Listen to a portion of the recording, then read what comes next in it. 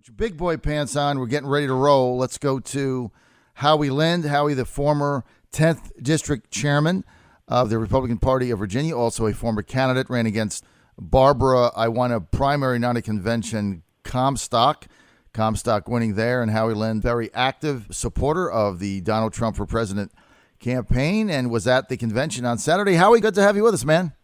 Hey, John, thanks. Good to be on the show with you. Always a pleasure, Howie. Now, I tell you what, I don't remember if you emailed me last night or you sent me a text or something, but you seemed completely outraged at what went down Saturday evening. I was hoping that you could share that with our audience, your perspective of the convention, especially Saturday late.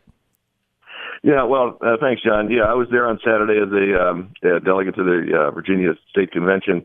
And the contest, there were a couple of different votes that happened on different things, but the most controversial was the voting for the slate of the national delegates to go to Cleveland for the Republican National Convention. In particular, Corey Stewart is the state chairman for the Donald Trump campaign, was purposely left off the list to be a delegate to the National Convention, which I think is a travesty.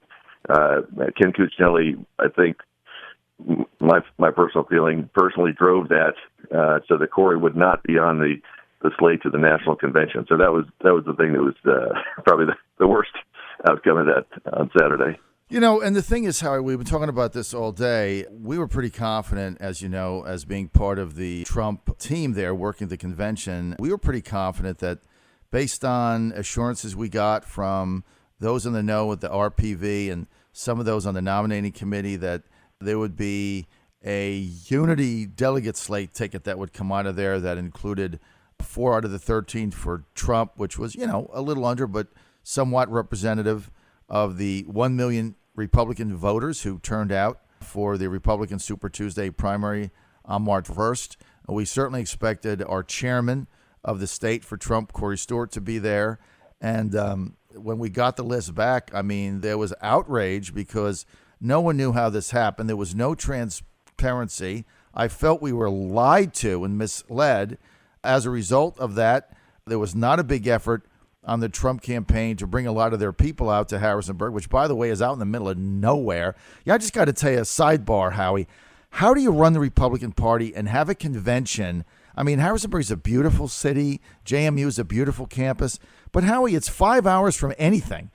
We got home at almost 2 a.m. There was no internet there. I had people I was trying to get there. They couldn't get a hotel. It was 30 miles away. They were staying at Hotel 5 or 6 or whatever it is.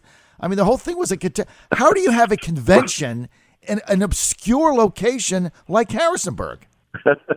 the home of Mark and Suzanne Obenchain. I don't know.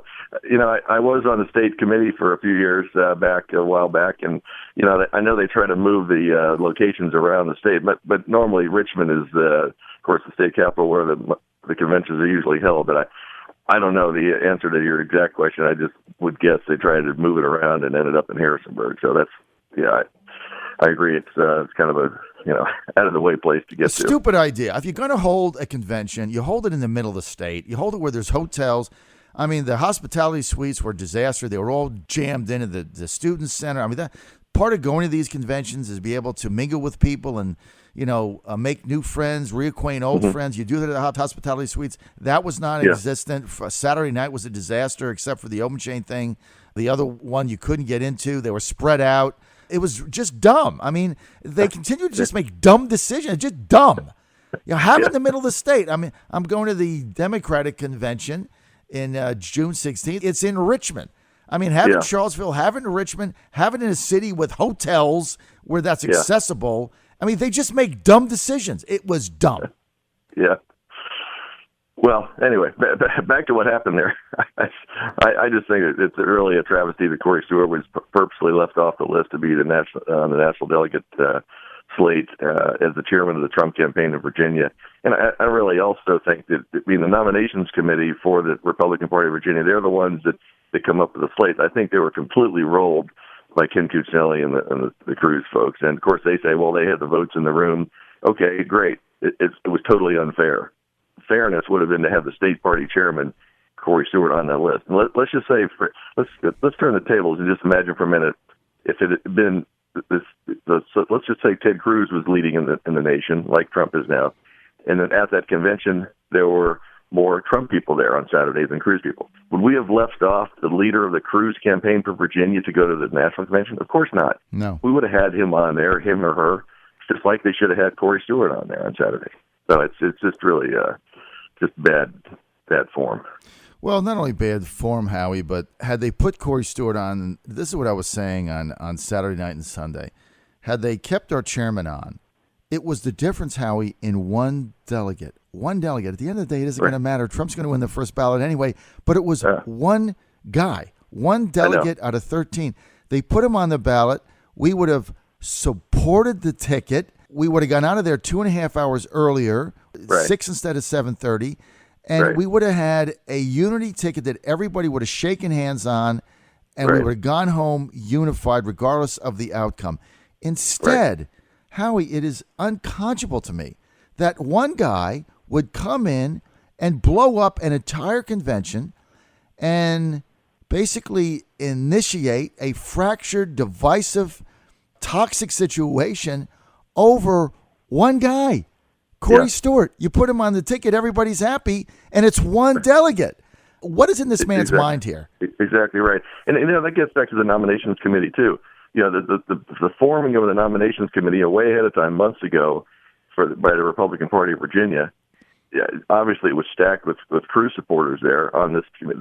That nominations committee should have been an even split between Cruz and Trump also. Mm-hmm. It wasn't. Mm-hmm. So that allowed this to happen too. That's kind of the unsaid thing. But you could just tell when the speeches were being given in favor and against the slate, the two speeches by Ken Cuccinelli and Shaq Hill, which were met with resounding boos, thunderous boos throughout the auditorium. Those two, I think, have their political futures damaged greatly by that. But it shouldn't have happened. You're exactly right. There's 13 names on the list. I don't know a lot of those people that ended up on it. Corey Stewart could have been on there easily, and we could have voted on it, passed, and been out of there. Yeah, and shaken hands and said, look, regardless of the outcome, we have to get together. Instead, one man comes in and basically threatens everybody. And I tell you what, Howie, and my wife Ann pointed this out, the fact that he made that second speech, remember the first speech, that's fine, that he made, but the second speech where he was so heartily booed and hissed by the delegates there, when he basically right on the microphone threatened the entire convention. He just threatened them. And he said, you vote this ticket down, and I'll put a second ticket up, and it'll be 13-0 Cruz. Go ahead and make my day. I mean, who does that at a convention? I mean, you're supposed to bring people together. And that was a threat and a bullying intimidation. And I was like, I cannot believe what this guy is saying. I can't believe I voted for this guy for governor. I mean, Howie, I got to tell you, I would never vote for Ken Cuccinelli again for anything in my life ever, because I saw a side of him on Saturday that really gave me a sick feeling in the pit of my stomach. And it's like he took the soul out of the party. I mean, he represents people. I mean, at 7 p.m. at night when all this went down, people were tired and hungry. I mean, there were still 2,000 people there. About 500 had gone home. There were still 2,000 people. I mean, as a leader, you've got to think about unifying people. Right, so exactly right. To tear the burn the house down. That's what he did. He burnt the house down and then peed on it. He peed on the ashes. That's basically what he did. He peed on the ashes after burning it down. For what purpose? Yeah. And, like you said at the beginning, I mean, Donald Trump is going to get the nomination. I firmly believe he'll have over the 1,237 delegates prior to the national convention. So all this did Saturday was just leave a huge sour taste in the mouths of, scores of people at that convention. It's sad that we've allowed ourselves to be hijacked by, Ken Cuccinelli. He had Matt Walton on a little bit earlier, and I think he nailed it. He said, Ken Cuccinelli is a divisive, fracturing, egotistical individual. He fractured the party in 2013, led them to defeat. And I don't really think now these Cruz, Cuccinelli people, I don't think they care if they win or they don't win or who wins in November.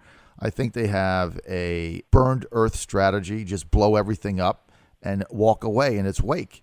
And I think they would rather lose and have Trump lose and Hillary president and be able to say that they controlled, these conventions. I mean, right? That's just a terrible thought, but what else can you come away with? I mean, it's really just incredible this is allowed to happen on Saturday. It's everything we've talked about. But I get back to the RPV, the Republican Party of Virginia's nomination committee. They should have. I mean, there were more Cruz people in that audience. Okay, it was fairly close, but there were more Cruz people. The Cruz people in that delegation on Saturday, they don't control the Republican Party of Virginia. They don't control the nominations committee. They should have had the intestinal fortitude, the guts to say, the leader of the Trump campaign in Virginia is going to be on this list, and we'll mix it up with others as needed. They didn't. So that's that was the other side of the story. That was a problem right there. And, we expected the 4 delegates. We expected Corey Stewart, our chairman, to be on.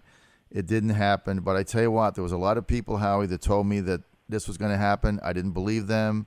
I thought there was some honor still in this party, but there is none. And it was really sickening when I saw on Saturday. 2013 was different. Jackson captured the convention and won. This was just shenanigans, and it just really makes you sick.